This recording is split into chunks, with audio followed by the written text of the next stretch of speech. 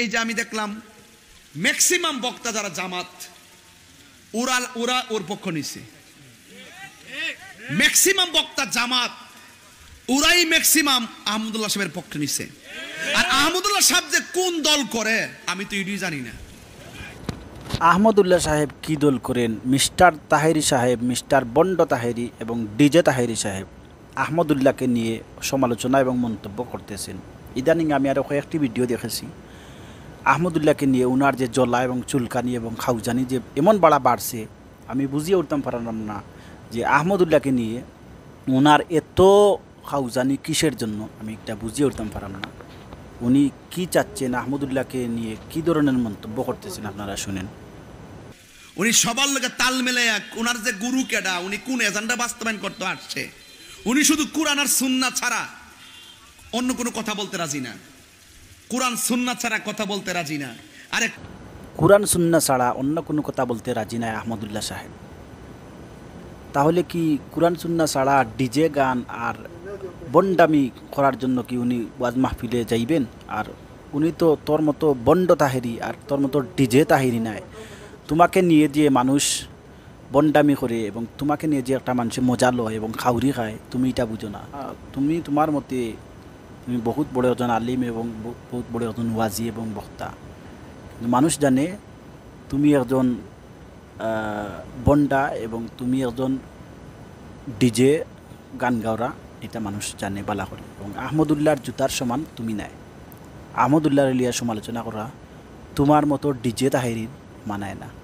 Maximum জামাতের বক্তারা কওমির মধ্যে আবার কয়েকজন আছে, জুনায়েদ আল হাবিব সাহেব খুব সুন্দর বক্তব্য দিয়েছে, কথা কোন ঠিক না বেটি? রাজাউল করিম আবরার সাহেব সুন্দর বক্তব্য দিয়েছে। আমাদের 101 জন সুন্নি আলেম যে বক্তব্য দিয়েছিল এটাই বোঝাতে চেয়েছিল নবী সৃষ্টির আগে নবী, নবী সৃষ্টির আগে আমার নবী প্রেরণের সবার আগে সৃষ্টি, প্রেরণের দিক দিয়ে সবার পরে মা আমেনার মাস থেকে নবী হয়েই দুনিয়াতে আসছে। 40 বছর পর্যন্ত কাফের। আহমদুল্লাহ সাহেব কুরআন হাদিসর ভিত্তিতে কথা বলেন, ইজমা কিয়াস এবং ইমাম সাহেবগুলোর কথা মানিয়া এবং ওই অনুসারে উনি কথা বলেন এবং সব কিছুতেই আহমদুল্লাহ সাহেবর জ্ঞান রয়েছে। আপনারা বন্ড তাহেরির কথায় আপনারা উচ্চ মাইন্ড আনবা না এবং সাধারণ মানুষ যারা আসুন আপনারা কইরাম বন্ড তাহেরির কথায় আপনারা আহমদুল্লাহ সাহেবরে ভুল বুঝবা না। আহমদুল্লাহ সাহেবর সমতুল্য হে নাই, হে একটা হইল কি বন্ড তাহেরি ডিজে কথায় বুঝতে পারছেন যে ওর কথার কোনো আগাগড়ি নাই, আগাও নাই গুড়িও নাই। ও বলতেছে যে জুনাইদ আল হাবিব সাহেব এবং রেজাউল করিম আবরার সাহেবও খুব সুন্দর বক্তব্য দিয়েছে।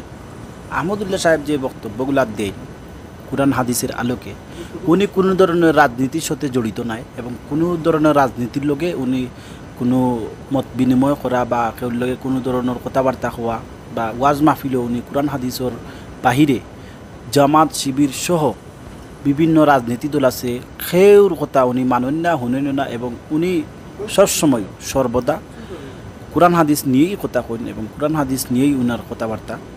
ওই যে ডিজে তাহেরির মতো উনি তো গান গাওরা আর উনি তো বন্ডামি করার মতো ওয়াজ মাহফিলও যাই না। তো ডিজে তাহেরির কথায় আপনারা কিছু মনে করবা না। আর তাহেরিরে কইরাম তোমার মতো বন্ড তাহেরি, তোমার মতো ডিজে তাহেরি আহমদুল্লাহর সমান নাই আর আহমদুল্লাহর সমতুল্য নাই। আহমদুল্লাহর খান্দার যেতে পারতে না, তুমি আহমদুল্লাহর জুতারও সমান নাই। আহমদুল্লাহরে সম্মান করার চেষ্টা করো, বালা মানুষরে বালা রাখো, বালা প্রশংসা করো, বালা মানুষরে লিয়া মন্তব্য করিস না। আর সাধারণ নামজনতা আপনারা যারা আসুন এরারে কইরাম আহমদুল্লাহর লিয়া যে ডিজে তাহেরিয়ে যে সমালোচনা করছে আপনারা একটা নিয়ে কোনো ধরনের বিভ্রান্তি হইবা না। এবং আহমদুল্লাহ উনি একজন খুব একজন দায়ী, একজন আলী, বিশ্বস্ত একজন মানুষ, কুরআন হাদিসের আলোকে উনি কথাবার্তা হন। এবং আহমদুল্লাহ সাহেব আমাদের মধ্যে আসেন, আল্লাহ নেক হায়াত দান করুন।